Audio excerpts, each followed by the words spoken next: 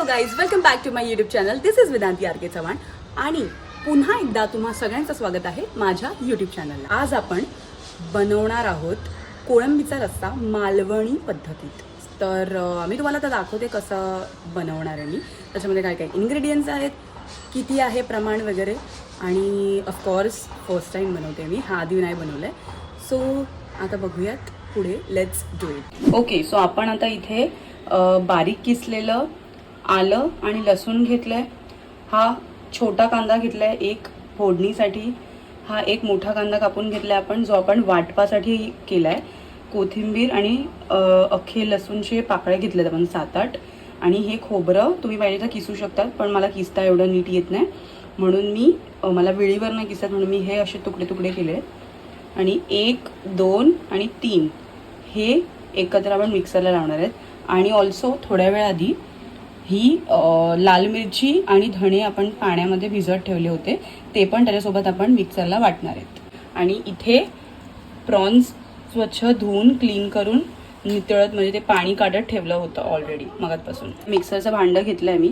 याच्यामध्ये ही कोथिंबीर आणि लसणाची पाकळी आपण ॲड करूयात. हे कांदा आणि खोबरं आणि ही मिरची हे सगळं ॲड करून मिक्सरला लावून मग तुम्हाला मी दाखवते पेस्ट. आता हे एकाच वेळेला सगळं ह्यात राहिलं नाही आहे, म्हणून थोडीशी मिरची आपण अजून ठेवली आहे. हे एकदा आपण मिक्सरला लावून घेऊयात आणि मग ते नंतरचं परत एकदा करूयात. ह्यात मी थोडंसं पाणी टाकलं आहे, कारण ती ड्राय नको व्हायला. वाटताना थोडंसं पाणी टाकणं इम्पॉर्टंट असतं, म्हणून मी थोडंसं पाणी टाकलं आहे. ही आता मी मिक्सरला लावली आहे आणि अशी ग्रेव्ही बनली आहे. तर मी तिला मुद्दामूनच जाड ठेवलं आहे, जास्त पातळ केलं नाही, कारण मला ते एकदम असा रस्सा पातळ नको आहे. थोडंसं थिक ग्रेव्ही कालवणसारखं करायचं आहे म्हणून. आता फोडणीची तयारी करूयात आपण. त्यासाठी मी कढई धुवून तापत ठेवली आहे. ह्यात आपण आता थोडंसं तेल घालूयात. आता तेल तापलंय, आपण ह्यात कांदा टाकूयात. आता हा कांदा आपल्याला हलका गुलाबी होईपर्यंत परतवायचा आहे आणि कच्चा नाही ठेवायचा अजिबात. कच्चा ठेवला तर तो कच्चेपणा खाताना लागणार.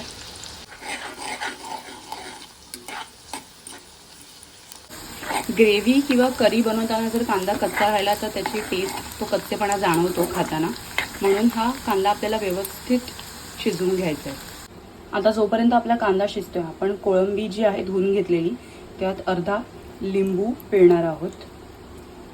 वरवर रस लागला पाहिजे.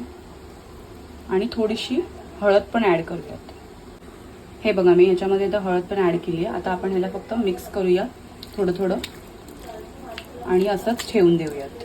इथे कांदा आपला मस्तपैकी शिजला आहे. आता ह्यात आपण ॲड करूयात आलं आणि लसूण, जे आपण किसून ठेवलेलं, आणि ह्याला व्यवस्थित मिक्स करून घेऊया.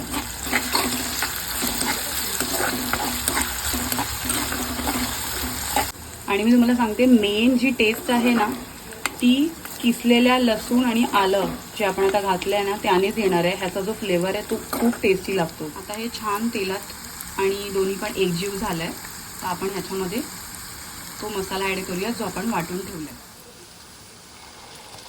हा मसाला आता छान परतवून घेऊया तेलात.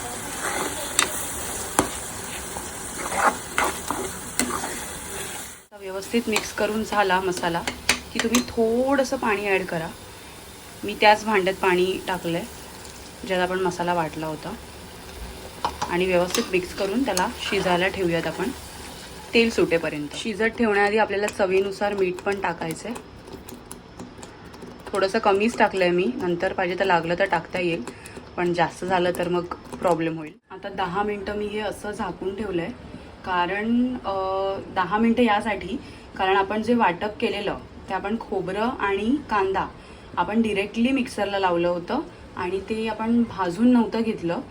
काही लोक भाजून घेतात तव्यावरती, तर चिकन किंवा मटनसाठी आपण नेहमी भाजून घेतो, पण ह्याच्यासाठी ते मी असंच घेतलेलं कच्चं, म्हणून मला आता ते शिजवणं इम्पॉर्टंट आहे, नाहीतर मग त्याची चव कच्ची लागणार. म्हणून हे 10 मिनटं आता मी वाफेवरती त्याला तेल सुटेपर्यंत झाकून शिजत ठेवलंय. स्मेल कसा येतोय किचनमधून? मस्त, सुंदर, अति सुंदर. काय वाटतंय, म्हणजे स्मेलने तुला काय वाटतंय, कसं बनेल? हॉटेल सारखं. हॉटेलसारखं. ओके ठीक आहे. नंतर तू टेस्ट करून पण सांग कसं झालं ते. हा. बाय द वे ह्याच्यामध्ये तिचं पण थोडंसं कॉन्ट्रीब्युशन आहे. नारळ तिने मला फोडून दिला, तो बारीक बारीक तिने पण हेल्प केली कापायला. तिने मला लसूण सोलून दिले, आलं थोडंसं तिने मला सोलून वगैरे दिलं. सो हे सगळं करण्यामध्ये पण खूप मेहनत लागते. सो तिचं पण तेवढंच कॉन्ट्रीब्युशन आहे. सो आता बऱ्यापैकी वेळ झालाय, याला आपण बघूयात जरा. येस, मसाला मस्तपैकी शिजलाय. आता मला ना ह्याची कन्सिस्टन्सी थोडीशी जाड वाटते, सो मी ह्याच्यात अजून थोडंसं पाणी मिक्स करते. पाणी टाकलं मी ह्याच्यात, तरी पण ते जाडच आहे म्हणजे बऱ्यापैकी. आणि ह्याची कन्सिस्टन्सी मला अशीच हवी आहे, जरा जाडसर. आता ह्याला एक उकळी आली की मग आपण ह्याच्यात मॅरिनेट करत ठेवलेले कोळंबी प्रॉन्स ह्याच्यात आपण घालूयात. हे बघा, ह्याला कशी छान उकळी आली आहे. आता आपण मॅरिनेट केलेले प्रॉन्स टाकूयात. आता मी जो लिंबू ह्यात टाकला होता मॅरिनेशनसाठी, तो ह्याच्यासाठी टाकलेला कारण ना एक असं चटपटा एक त्याची टेस्ट लागते कोळंबी खाताना, छान लागतं. आता कोळंबी शिजायला काही जास्त वेळ लागत नाही, म्हणून आपण जास्तीत जास्त 7 ते 8 मिनटं ह्याला झाकून ठेवूयात, कोळंबी फक्त शिजेपर्यंत. आता यात आहे ना मी वरून थोडासा भाजलेला, ऑलरेडी भाजलेला मसाला थोडासा अर्धा चमचा टाकला आहे फक्त. आणि हे 2-3 लसूण बोलते अशी कोकमाच्या, त्या मी टाकते ह्याच्यात थोडंसं टेस्टसाठी फक्त. मिक्स करूया ह्याला आणि आता 7 ते 8 मिनटं झाकून ठेवूयात. आता 10 मिनटं झाली आहेत, आपण चेक करूयात. वाव, मस्तपैकी उकळी आली आहे, तेल पण सुटलं आहे. आता ह्याच्यावर आपण थोडीशी कोथिंबीर स्प्रिंकल करूया, कट केलेली कोथिंबीर. And we are done.